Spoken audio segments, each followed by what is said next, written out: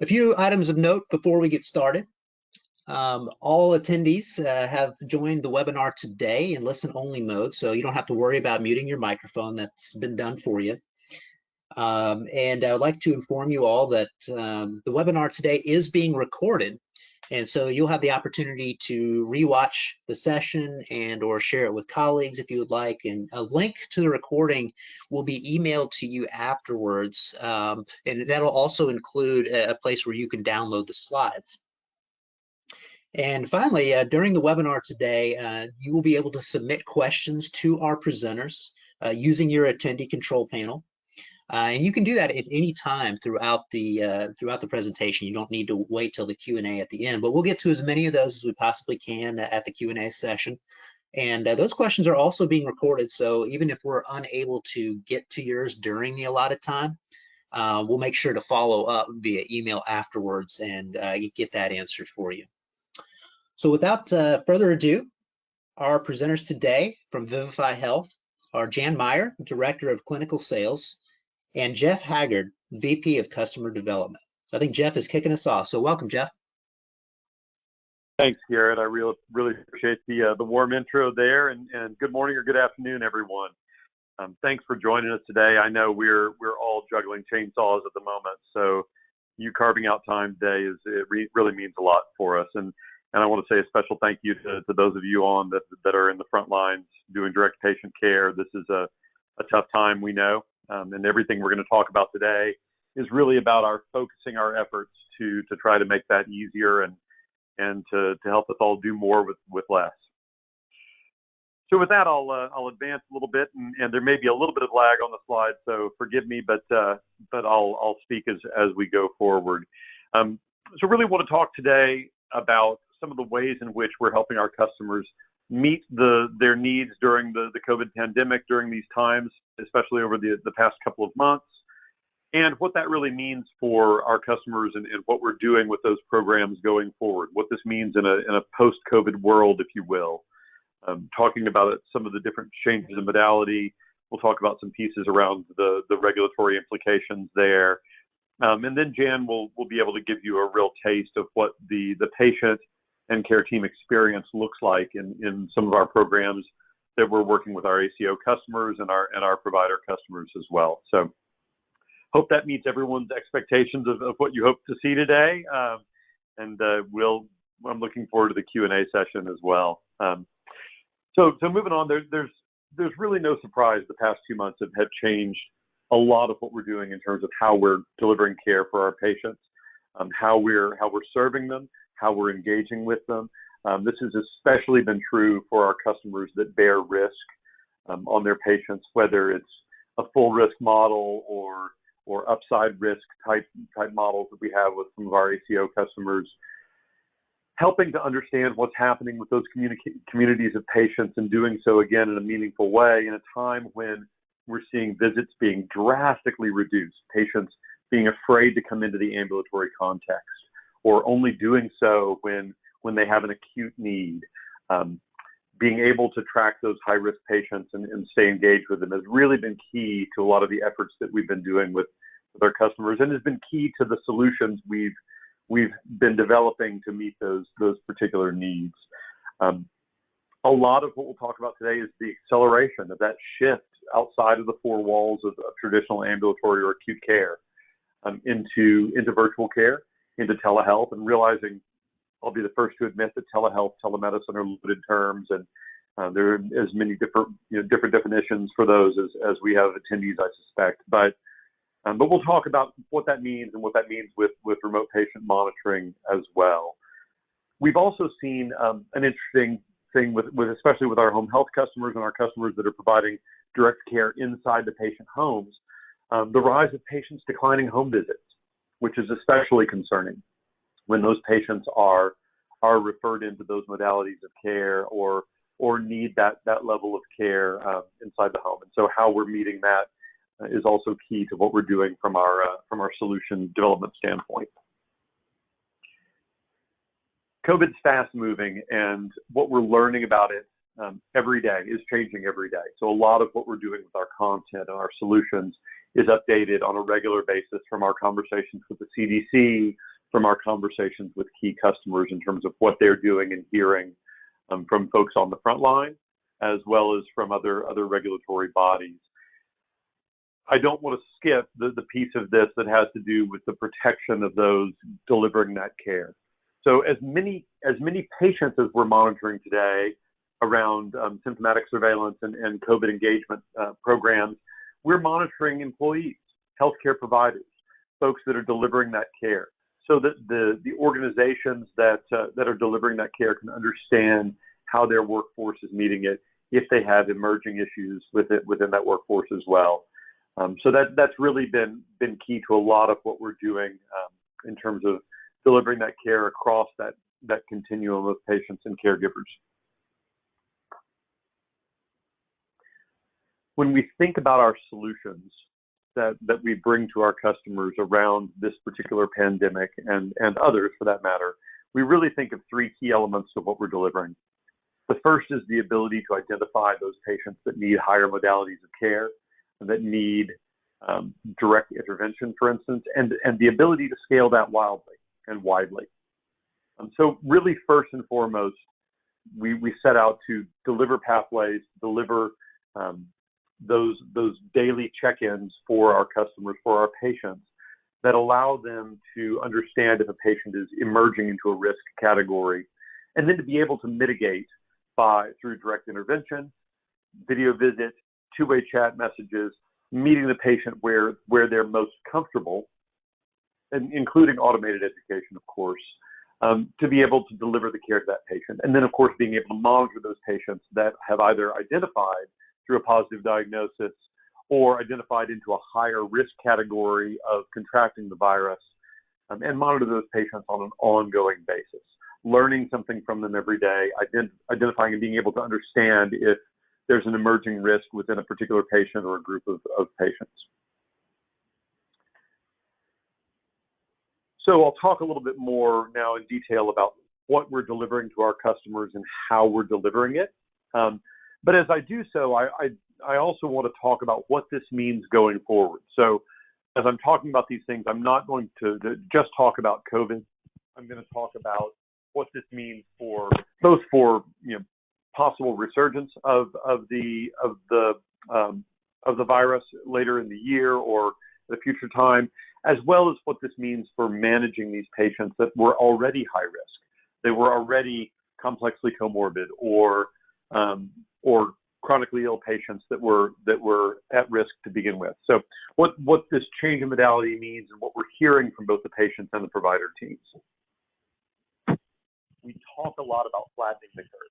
I think everyone on the phone has certainly heard the term and certainly probably preached the term with their patients and their stakeholders. When we think about the role of remote patient monitoring, it's a lot about, and we use the term redefining the curve. And when I say redefining, I'm thinking in terms of not only the traditional role of telemedicine in terms of moving visits from out of the ambulatory context into a virtual one, but taking that whole episodic paradigm that we're meeting the patients only when we're in a particular episode with them and moving that to one that is continual. Everything that we do in terms of the solutions we develop is around that very concept. How do we take the conversation with the patient and make it meaningful to that patient and to the care team every single day?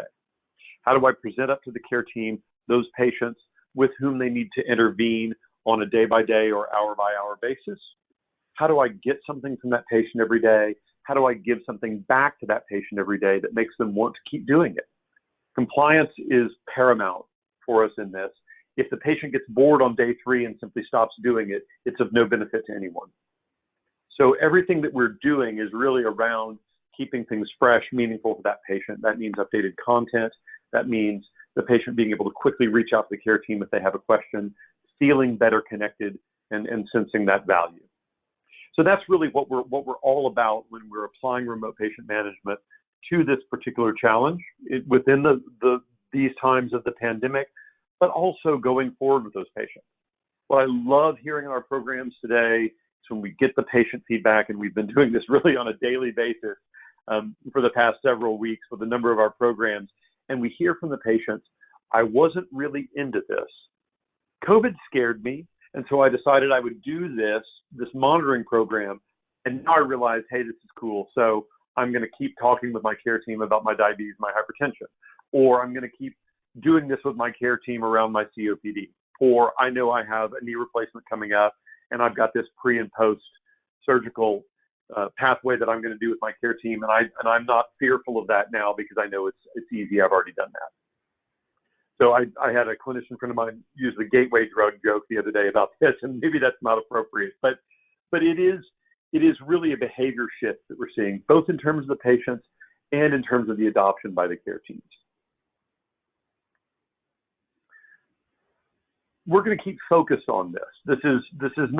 This pandemic is not our first rodeo. We did a lot of work around the North Texas cluster in the Ebola outbreak in 2014, and learned a lot from that, upon which we built when we were building the solutions here for COVID-19. We don't anticipate this is the last time we're going to have to do this.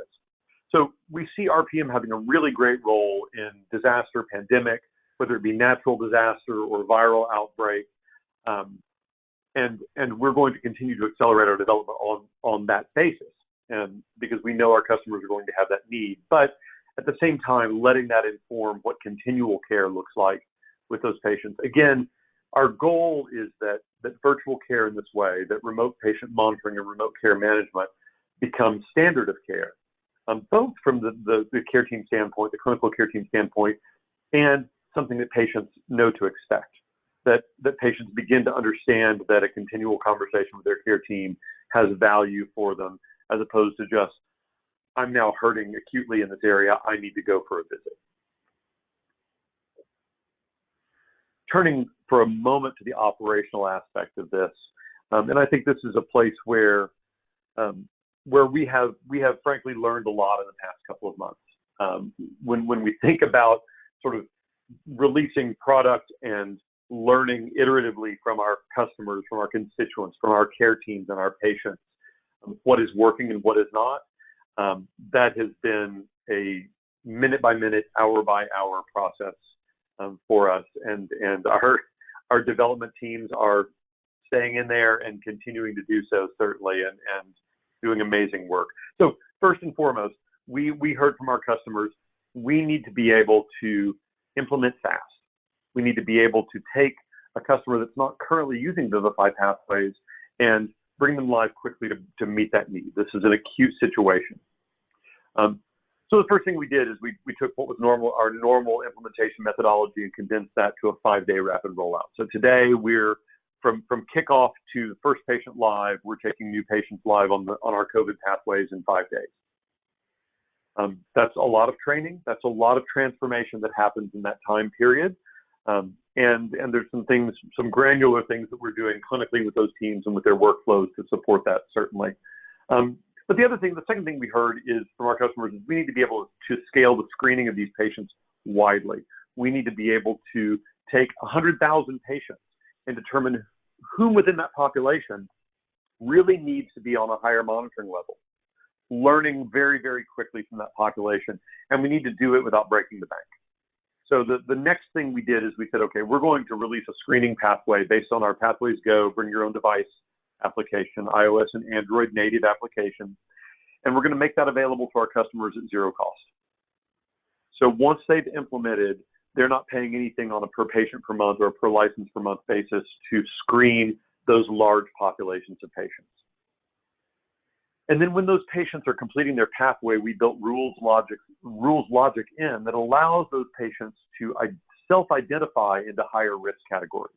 This can either be done automatically, so a patient fits a particular rules profile within their responses, and it takes them right into that monitoring pathway, or it can be done with care team intervention. So there's a queue stop within that allows that clinical team to say, yes, this patient is right for that greater monitoring program. And so we're doing that. We're allowing our customers to monitor those patients at a deeply discounted price. And here again, I want to call out that patient in this context in a lot of our programs also means employee. And that's everyone from the MDDO all the way down to the person that takes out the trash in an exam room. And I'm not not saying that that person is less at all, but really the full continuum of that employee population, to be able to monitor them to say, are you at risk? Have you come in contact with someone that might have contracted the virus? Have you been in a situation that would give you greater exposure, and are you concerned? So again, meeting that need both on the patient and the employee side of things.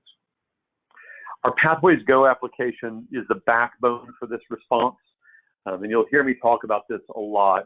Bring your own device, simple app download, great two-way HIPAA compliant text message experience built into that, as well as on-demand video visit built into that platform.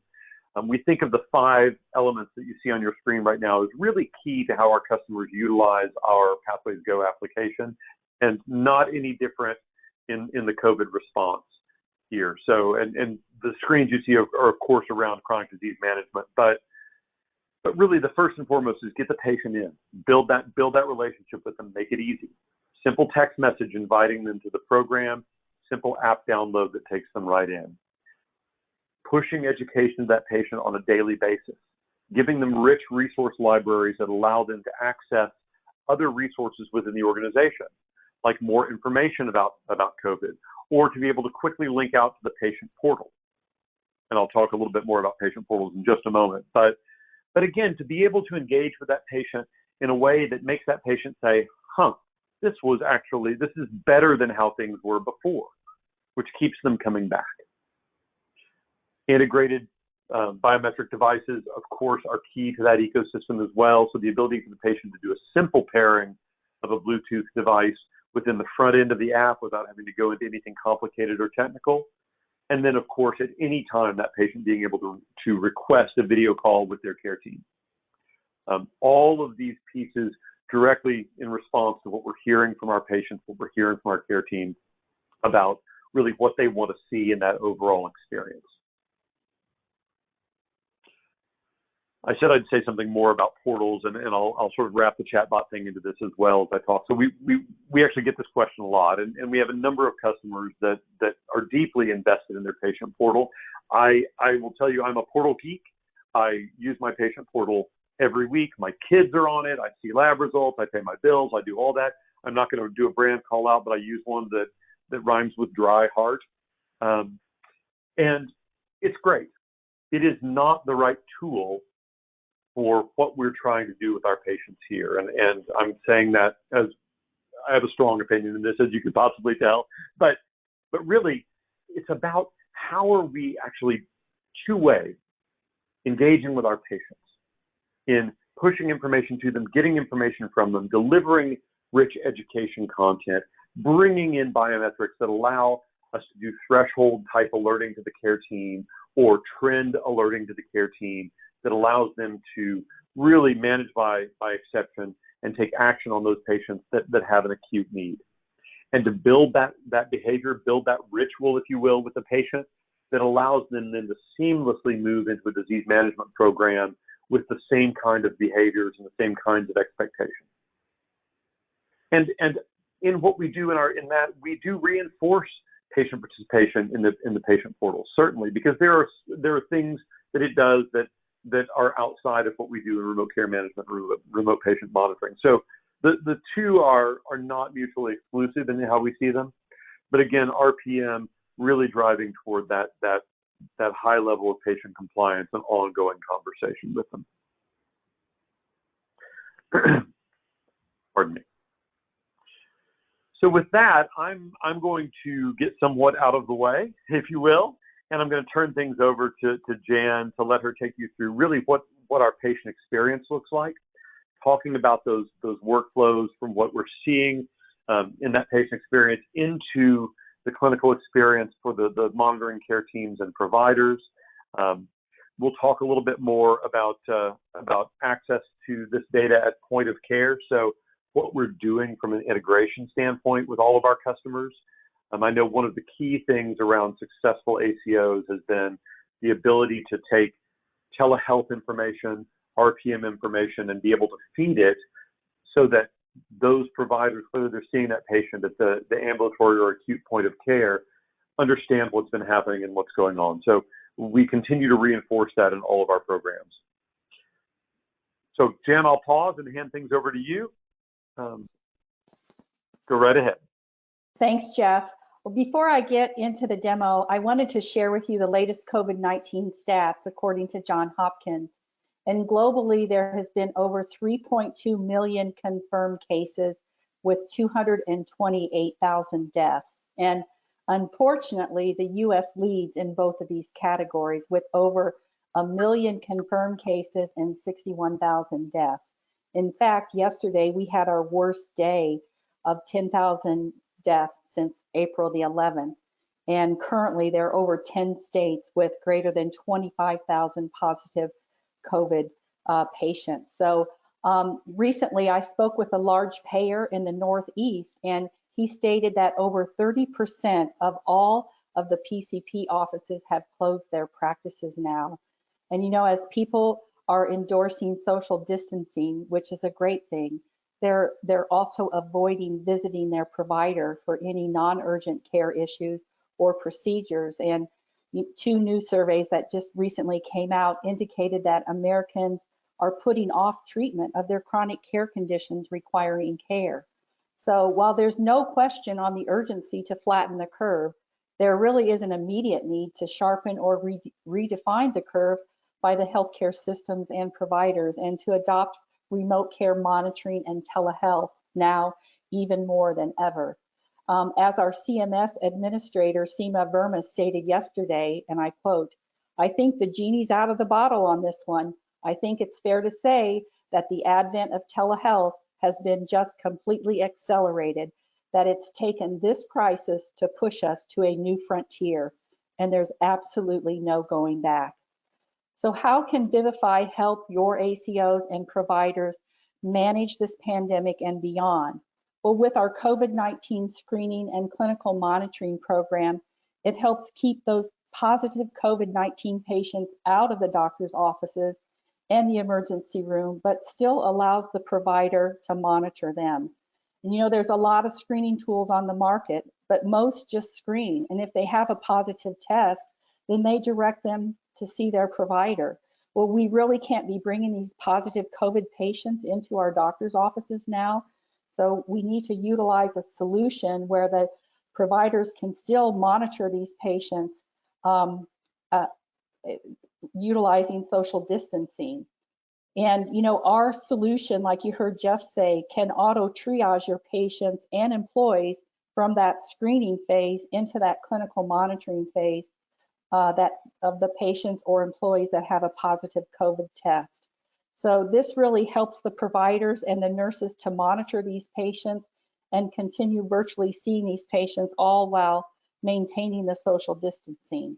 So now I'd like to show you a quick demo of both of our screening and clinical monitoring programs for COVID-19. So if I can direct you to the right side of the screen, the patient will immediately, when they're onboarded in the portal, and we can mass load all of your thousands of patients for you, take that lift off, they will immediately get a text message, and in the text message is a hyperlink. They simply click on that link, it takes them right to their app store or Play Store to download the app, and then they enter their phone number. As soon as they enter their phone number, they will immediately get a 4-digit PIN. And they only have to enter this one time. So you'll see that I immediately am getting a text with that 4-digit PIN, 9345.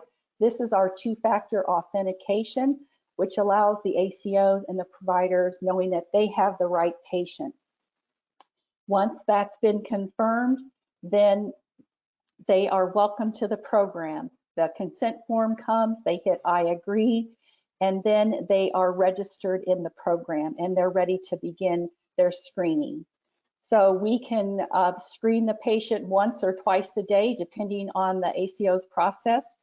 And the patient has to allow access to their phone for the camera and notifications for the text messaging.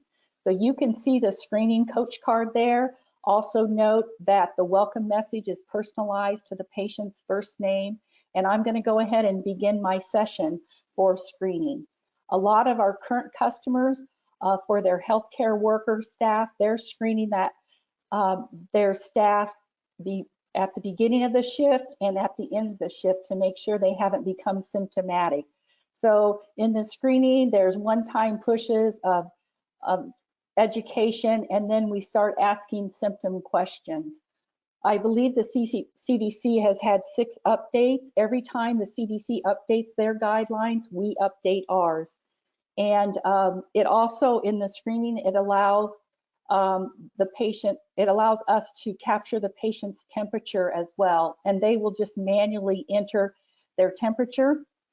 And then that will be documented in the patient's record as well. And then this question here, if they've had a positive exposure and they say yes, this is what triggers or can trigger them to be auto triaged into that clinical monitoring phase, where we can automatically do that for you. Now I'm going to direct you back to the home page, and you're going to see that that screening coach card has been removed because I have been auto triaged out of the screening, and now I'm into the monitoring program, which will need clinical oversight. So I'm going to go ahead and begin my session. And in the monitoring program, we ask some one-time questions, but then there's also symptom questions. The CDC had the latest update. They started asking some social determinants of health questions, which is really good because this isolation really has impacted our patients' mental health. And they just recently added the symptom question on loss of taste and smell.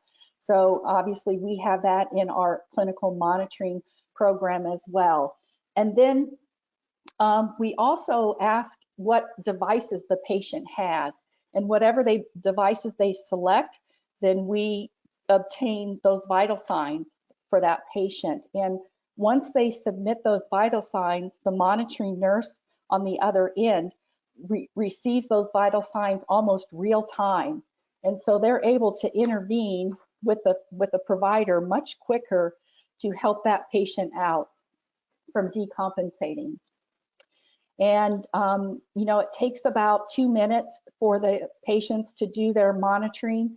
And, you know, once they're finished, then they'll, you know, they'll have another pathway due tomorrow. I want to draw your attention to the right of the home button. You can see I've already received a text message from my care team. This is a nice personal touch. This feature really saves our monitoring nurses a lot of time, and the patients really love this feature, being able to text their care team versus trying to call them. The next button is requesting a virtual call, so the patient can request a call. They can even type in details of what their issue is. And then the next icon is the devices, so the patient can see their vital signs, and they can track and trend the vital signs as well, which helps them empower them to do better. And then the very last icon is our resource library, which is stocked full of all the CDC and WHO resources. And there's also a tile in there on the myth busters of COVID-19 that the patient can access at any time. So when we go back to the home button, you're going to see that the clinical monitoring program pathway has been removed because I completed that. And I'll get a notification tomorrow of when my pathway is due. We still leave these 2 coach cards on the front for the patient to access at any time when they should call for help. And we want to increase social distancing because we don't want to see a resurgence again, especially with some of these states phasing in the lack of social distancing as well. And so that pretty much completes the demo for your patients and employees. And so let's now move on to what that provider or that nurse experience is like that is going to be monitoring the patients. And, you know, if you already don't have a call center or care coordinators or nurse navigators that can monitor the patients, Vivify can help you out with that as well. But I'm going to show you in the next slide of what that provider experience looks like. So this is an example of the patient that we just onboarded. And as you can see, our portal triages the patient for you. So we use exception management. So the patient that is outside of their biometric parameters and have thrown alerts on symptom questions, they rise to the top. And you can see that this patient has a fever of 101.2, and then the alerts come up over on the right-hand side. The nurse can monitor around 150, 200 of these COVID-19 patients because not all of them are going to throw alerts every day. And so then all they have to do is accept these alerts, and they will chart a note, and then they will move on to the next patient. Some other features that we have moving on are the ability to do a quick filter at the top to bring up all of your patients that have sent you text messages. So when I click on that call out bubble, it'll bring up all the patients. Right now, I just have one patient that has sent me a text message. I simply click into her record there, and it brings up the text message that the patient has sent me, and then I can just respond back quickly. And then I can choose the notes of the text message that I want, and it'll automatically write to the patient's chart to save the nurse time there as well. So in moving on then, after the secure messaging,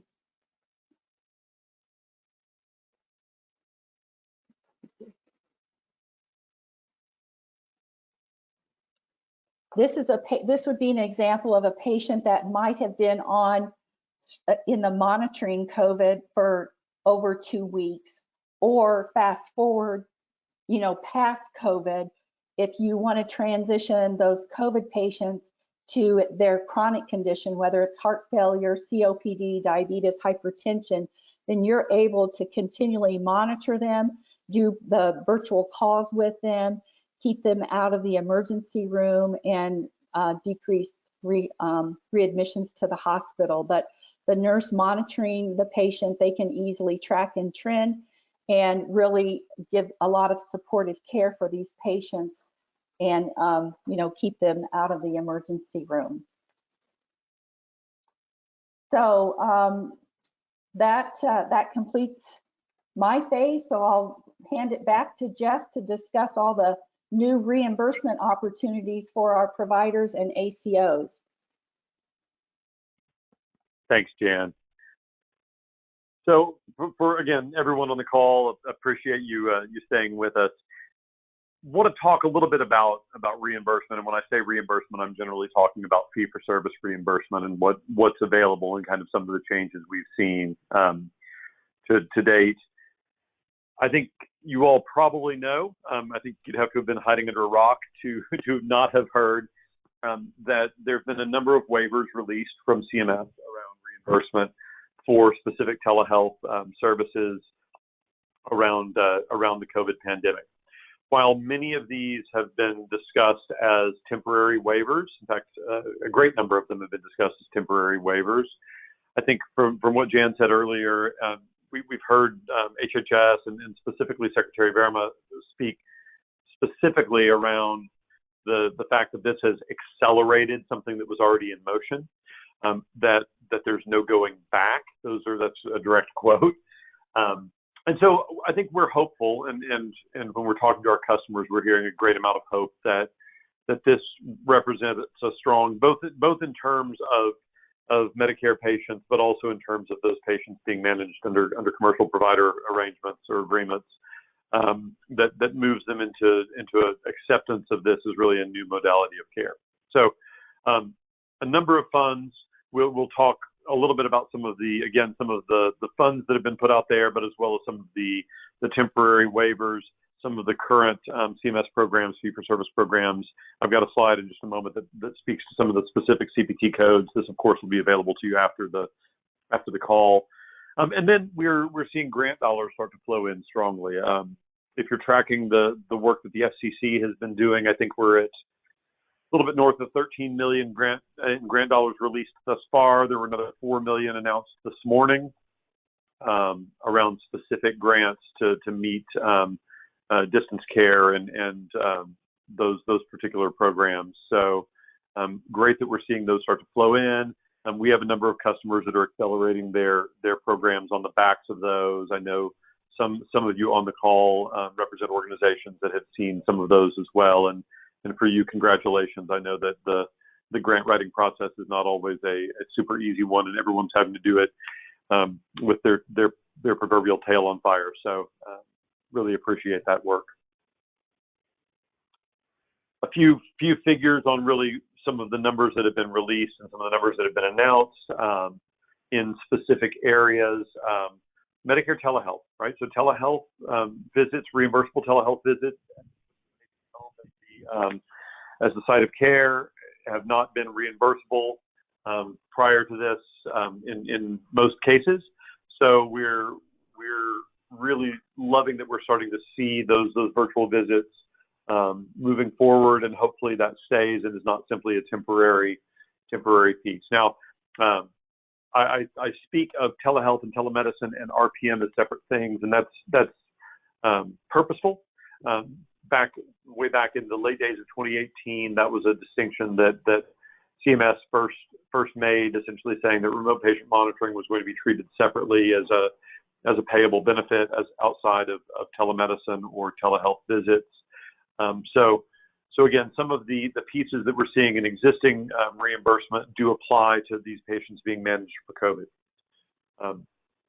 The last piece I'll say around the solution, and I think this is an important one, to operationalize this, being able to track who is eligible for particular billing under these particular CPT codes or G codes, as the case may be, and helping the billing and coding teams understand who is meeting those minimal requirements. So some pieces we've done for this around our particular, around the data piece, so built-in reporting that allows us to push those reports out to the billing team, as well as being able to track time spent with those patients on a role basis that allows us to aggregate that time and understand it. So here I'm specifically speaking around those CMS programs that require minimal amounts of time be spent with that patient in a calendar period. So if I'm logged in to the solution as a clinician, for instance, then the second I go into a particular patient's chart, whether I'm doing a video visit with them, a text conversation, reviewing the subjective responses they sent in that day, adjusting their pathway, filling out a form, all those key pieces of patient care in the program, my time spent with them is being logged, again, under the specific categories of program for which that patient's registered. And finally, this is just a quick rundown of some of the available codes that we have our customers billing under currently, and are seeing reimbursement under, of course, the CMS RPM program. So the 3 CPT codes that we see there, or rather, I'm sorry, the 4 CPT codes that we see there. The virtual check-in piece, really key to be able to do quick check-in for that patient, but of course have that billable. And then of course codes that are billable under the specific service of the billing provider. So obviously the clinical staff providing services under those first 4 CPT codes are doing so under the licensure of the billing provider. The last 3 are for time spent by that provider, him or herself. So more on this, the URL is there. It's a great resource for specific fee-for-service billing around the COVID pandemic. Again, happy to talk at length with you if you'd like further information. Our regulatory team obviously does a number of pieces of work around this and is active in terms of lobbying, both in terms of at the federal level as well as state Medicaid level. So with that, Garrett, I think I'm going to pass the mic back to you quickly, and I think that gives us a good amount of time to do some questions. Looking forward to hearing what you have. Great. Thank you, Jeff. And that was very informative. And we did have a number of questions come in. So In no particular order, we will go ahead and get started. And again, if we don't get to yours today, we'll certainly follow up via email. First question is, what about those underserved people who don't have smartphones? That's a great one. So one of the challenges in RPM in general has been around the technology piece. Whether it be a population that is socioeconomically challenged and may not have access to data or technology because of that, or because it's a population that is simply not comfortable with technology and may not have access to it due to that. We've done a couple of different things in that space. So the first, and I'm wildly excited about this one, has been a partnership that we have with Samsung to be able to provide phones to patients, data inclusive, locked down, the app already loaded on it, so there's not any kind of technology friction going on there, in a way that allows us to really rapidly deploy to patients that may not have a smartphone. The second is something that we've had in place for years, actually, which is the Pathways platform built on interactive voice response. And we use this in almost every one of our programs on at least a handful of patients that don't have access to data in the home. All they have is a phone line.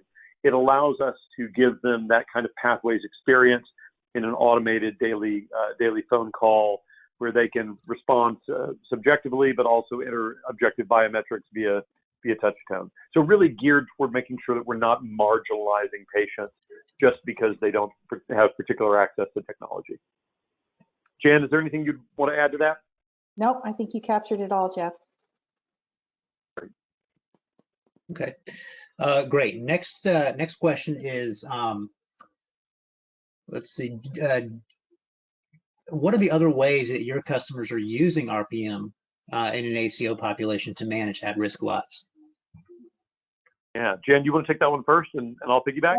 Okay, so the majority of our customers are using it for chronic conditions, comorbid conditions, but we also have a fair amount that are using it for CABG, surgery, TJR. High-risk pregnancy has been real popular here lately, especially keeping these new moms out of the office. We're able, especially if they have any gestational hypertension or diabetes, we're able to capture all the biometrics that a provider would want. We have 3 children's hospitals now that are using it for diabetes and acute leukemia and nephrotic syndrome. But we have close to 100 pathways now that our customers have access to utilize on, and we do a lot of behavioral health type monitoring as well. Jeff, did you want to add on to that? I think that was great. The only thing that I would add is that when we think about RPM, it's not just about, patient answers some questions and sends us some biometrics every day. It's really about, as I said before, and I know I beat this drum very hard, it's about driving that continual conversation. So once we have a patient doing this, it's very easy to send them a message as part of their daily pathway that says something like, you're coming up on the annual anniversary of your A1C. Let's go ahead and get you scheduled. Or let's learn a little bit more about your living situation and social determinants of health to help us better serve you. And helping our customers gain visibility into how they can better care for their patients that helps drive down the risk profile of that patient or drives down the utilization that patient's exhibiting. And just to tack on to that too, a lot of our hospitals are really moving to never wanting to discharge a patient. And we have a lower tier with our Vivify Go that engages and educates the patient at a very low cost, where it allows the ACO to always have a touch point with these patients. And then if they need to step them up to be monitored, it's very easy. But think about all of the questions that a discharge nurse would be going over with a patient. We can put those in a program to take some lift off of that discharge nurse and even follow up to make sure that that patient has scheduled their doctor's appointment, have gotten their medications refilled, an annual push for their flu vaccine, etc. Great. Okay, moving right along here, got a couple more questions. When you say the data is entered into the patient's chart, is this the system chart or is it the actual patient's record? Good point. So generally when I'm talking about data and I'm talking about integration, the goal is really around making sure that we're not creating silos of clinical care for the patient. Now, understanding that in an ACO, not all members of that ACO that are providing care for that patient may be on the same EMR. Right? In fact, many cases they're not. But I'm generally talking about us being able to take the information that we're gathering from that patient and in near real time, whether it be via HL7 or through application programming interfaces, so a little bit more granular level, being able to push that information out to another clinical platform. In many cases, that other clinical platform is a private health information exchange, so an HIE, maybe at a state level or within a particular ACO. In other cases, it's to a specific EMR, either at the hospital level or network level or at the provider organization level. So I am talking about taking things like biometrics or nursing notes or alert information and being able to push that into the EMR so that it's visible at point of care. Okay, great. Next question is there a video component to this system? And if not, is a video component planned? 100%. Yeah, Dan, go ahead.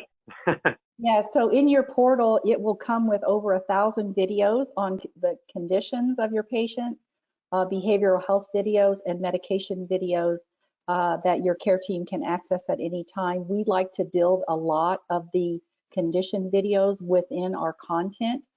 So our chief clinical officer and our CEO, they are very adamant about content is king with remote technology, because if your content isn't engaging, if it doesn't change every day for that patient, then they aren't going to do their vital signs or answer their questions, and you aren't going to get the outcomes that you want. So just for an example, our heart failure content changes every day. The patient experience is different every day for 90 days. And throughout that 90 days, we will push videos to that patient to continually educate them.